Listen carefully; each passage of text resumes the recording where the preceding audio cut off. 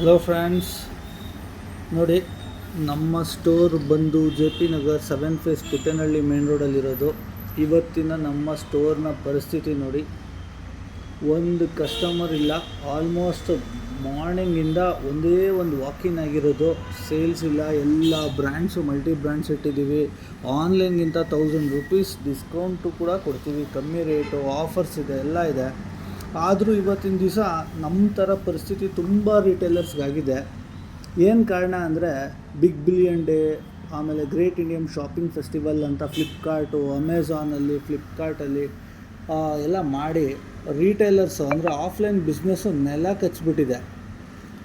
ಆನ್ಲೈನ್ಗಿಂತ ಕಮ್ಮಿ ರೇಟು ಕೊಡ್ತೀವಿ, ಸರ್ವಿಸ್ ಕೂಡ ಕೊಡ್ತೀವಿ. 1 ಇಯರ್ವರೆಗೂ ಬ್ಯಾಕಪ್ ಕೂಡ ಇರುತ್ತೆ. ನಮ್ಮ ಕಡೆಯಿಂದ ಸರ್ವಿಸ್ ಇರುತ್ತೆ. ಅಂದ್ರೂ ಇವತ್ತಿನ ದಿವಸ ವಾಕಿನ್ಸೇ ಇಲ್ಲ ಸ್ಟೋರ್ ಒಳಗಡೆ.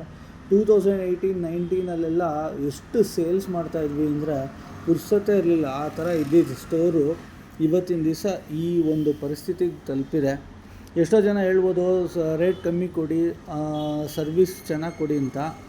ಅದು ನೀವು ಹೇಳ್ಬೋದು, ಬಟ್ ನಾವು ಸರ್ವಿಸು ಚೆನ್ನಾಗಿ ಕೊಡ್ತೀವಿ, ರೇಟ್ಸ್ ಕೂಡ ಕಮ್ಮಿ ಕೊಡ್ತೀವಿ. ನೀವು ಬಂದು ಒಂದು ಸರಿ ಎಕ್ಸ್ಪೀರಿಯೆನ್ಸ್ ಮಾಡೋದಕ್ಕೆ ಸ್ಟೋರಲ್ಲಿ ವಿಸಿಟ್ ಮಾಡಬೇಕಲ್ಲ. ನಮ್ಮ ಥರ ಸ್ಟೋರ್ಸ್ಗೆ ವಿಸಿಟ್ ಮಾಡಿದ್ರೆ ನಿಮಗೆ ಗೊತ್ತಾಗುತ್ತೆ.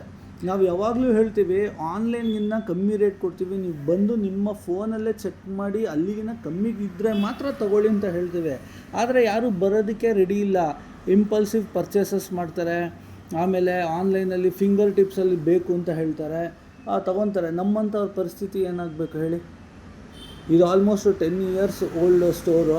ಇವತ್ತಿನ ದಿವಸ ಸೇಲ್ಸ್ ಇಲ್ಲದೆ ತುಂಬ ಒಂದು ಕಷ್ಟದ ಪರಿಸ್ಥಿತಿಯಲ್ಲಿ ಇದ್ದೀವಿ. ನಂತರ ಸ್ನೇಹಿತರು ಎಷ್ಟೋ ಜನ ನಮ್ಮ ಸ್ನೇಹಿತರು ಇದೇ ಫೀಲ್ಡಲ್ಲಿರೋರು ಇದೇ ಪರಿಸ್ಥಿತಿ.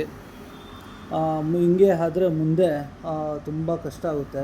ಸರ್ಕಾರ ಇದ್ರ ಬಗ್ಗೆ ಆಲೋಚನೆ ಮಾಡಬೇಕು. ಸಣ್ಣ ಹಾಗೂ ಚಿಕ್ಕ ಪುಟ್ಟ ವ್ಯಾಪಾರಿಗಳು ಇವತ್ತಿನ ದಿವಸ ತುಂಬ ಕಷ್ಟದಲ್ಲಿದ್ದಾರೆ.